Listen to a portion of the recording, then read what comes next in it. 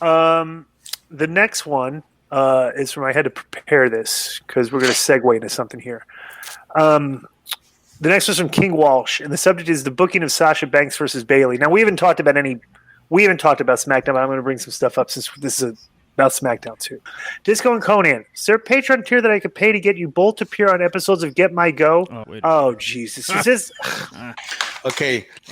Yeah, no, there is. There absolutely is. Right. Maybe we'll come up with a number. Yeah, we'll come up with a number. I don't even know that Wanling guy, but the show is hilarious. It's really about the worst mark of all time. It doesn't matter if you know him or not. I will pay it. Okay, is King you better have a decent-sized checkbook, you know? I don't know who that is. Yeah, I don't know who that is. Okay, so to my question. Last night on SmackDown, they finally have started the build to Bayley versus Sasha Banks. Sadly, not in a winner gets to sit on my face match. The loser can do the same too. That's disgusting. What I'd like to know from you guys is the timing of this wrong? Bayley versus Sasha is a big match for the women. It's seemingly been in the works for like 5 years, but if this is going to be a Mania 37 match, which only makes sense because I can't think of anything bigger for the women to do, but how can they possibly keep Bayley versus Sasha fresh and interesting between now to next April? Number one, I have no clue about that, but they kept them together for a very long time, and they were pretty interesting because they've been all over the. How long have they been like one of the focal points of this show? For how long now? 6 months, five months at least, yeah. Right? Yeah. Oh, they're getting tons of time. But they've been teasing this breakup for years, and I think this dragged way too long. They were overexposed. If you watch all the shows, they were overexposed way too much. And I mean, if they do correct booking and they sit down and they write a good storyline, they could keep it fresh from here to April. But we'll see, because that doesn't, sometimes they go all the way with something and it works, and most of the time they don't. But I just thought it took forever for them to break them up. But that's a big match. Sasha versus Bayley. That's a big match if they do it right. Right. And but I'll tell you what they did here with this on SmackDown is they did it and it worked. Like right. It was the good time, well executed, good beatdown. Because Bayley's likes to get a little snug and rough out there and everything. So how good did Shayna work her legs, and how good did Bayley and how good did Sasha sell it? It was good, but here's the thing too. Remember we talked about this before, bro. They lay these matches out, and Sasha's the smallest one in the ring, right? And every time I watch these matches, she's always getting heat on Nia Jax. Yeah, she did that. Again, we talked about it again. Nia Jax to the outside, right? And I'm like, that's a very weird picture, for me to see and stuff. So I think she even did some scissors on her. Remember? Yeah, she did the scissors. She went into the corner. Yeah. Oh. Yeah, it's bizarre, but that worked. And I like Sasha and Nia Jax as a tag team too, because it looks like they should be able to beat most of those girls. Like they were just together too long, bro. It was just too long. Teasing the breakup and not the breakup was just too long. Yeah, but they're in a better spot now. Yeah, they broke them up. A couple other things from that show. I love Heyman with Roman. Right. And I like Heyman doing 80% of the talking and Roman doing a little bit, because right. Roman in very short, because that's a good, and it's not like, and what I didn't like was Heyman doing all the talking and Brock Lesnar just standing there and saying absolutely nothing, so this is actually a better gimmick for Paul, a better guy for Paul to have than Brock, because he doesn't have to do a 10-minute, but Paul's promos get repetitive, and it's like he starts it, he finishes it and everything, but now it's like he talks. Roman finishes. It's a good dynamic. And plus, Roman looks great with his hair slicked back. He looks like $1 million right now. He looks a lot better without the greasy long hair. Do you agree with that? Yeah. Yeah. He looks like a model. Okay.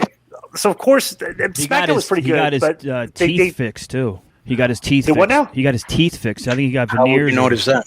They've been putting it's all over Twitter. People have been making fun of him for it. Orton made some jokes about it too. So. Right. Yeah. Bro, everybody does that now. Right. If you got money, you fix your fucking teeth. All the rappers, all the wrestlers, all the movie stars. The big chiclets.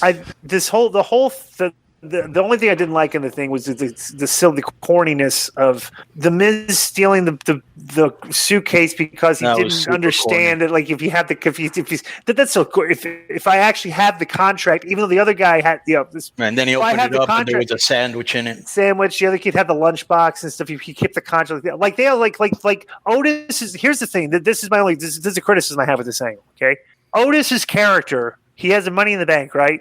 He should not be the type of character that's like sophisticated, sitting back and waiting for his spot. Like within a week or two, he should be trying to cash this thing in because like there's, I mean, he's Otis. I mean, look at the guy. It's like he should be like trying to figure out a way to outsmart. He should be kind of like dumb and go out there and pick a spot. I'll tell you what. It's funny because that guy that's with him, Tucker, is that his name?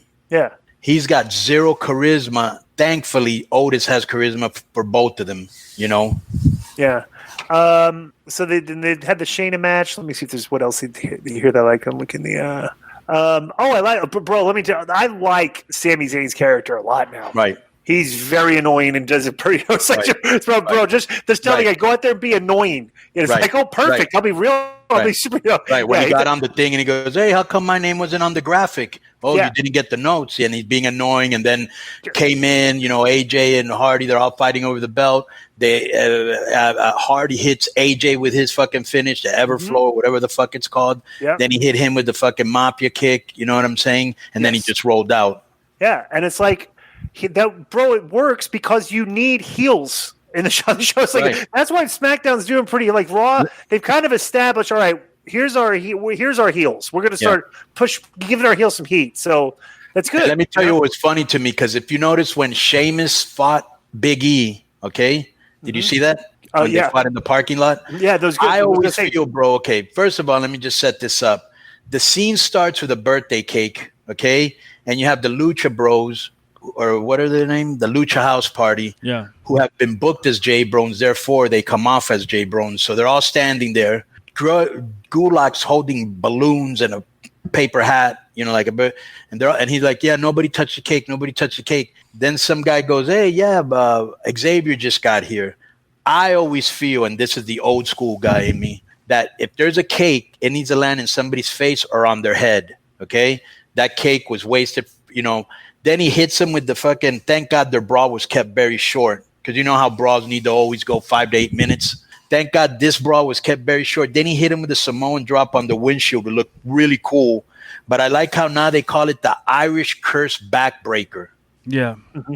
Yeah. That's problematic. Why don't you just call it an Irish drop?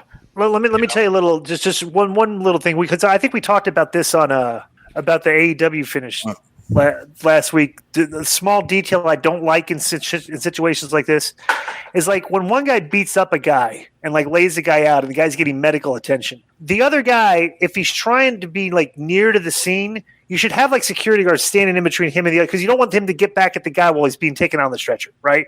So you should have a bunch of security guards or people like standing in between Sheamus and Big E, but like the visual that they want is like Sheamus is cutting the promo and Big E's on the hood of the car in the background. And I'm like, bro, he shouldn't really be in that. I don't know. This is nitpicky, but he shouldn't be in the scene looking like he could just like the guy that just beat me up's right there. Are we going to get this guy out of here? It's like get him away. So I tell you what, this Uso kid is showing that he can act, because he's really good in these vignettes. Yeah. And how much does Roman come off as a dick? Yeah. He does a great job. Bro, that's good acting. And this is a different, like when you get that on this show, and my brother guys are they're cousins. Yeah. So they're gonna they're gonna make sure like it's like real, it's not, it doesn't look scripted. And this Uso guy is like, he needs to, they should push him, because he looks impressive in the ring. He won this match. He looked like he should have won the match because he was the best worker in the match. I think, he comes across that way. I hope he gets a little something out of this, because he's a guy that they could definitely use for some good verbiage on the show, because he's a good actor. So I thought SmackDown was pretty good. So yeah. Is there anything on there? Yeah, that's about it, right? It's about it. Yeah, it's pretty much because it was. Yeah.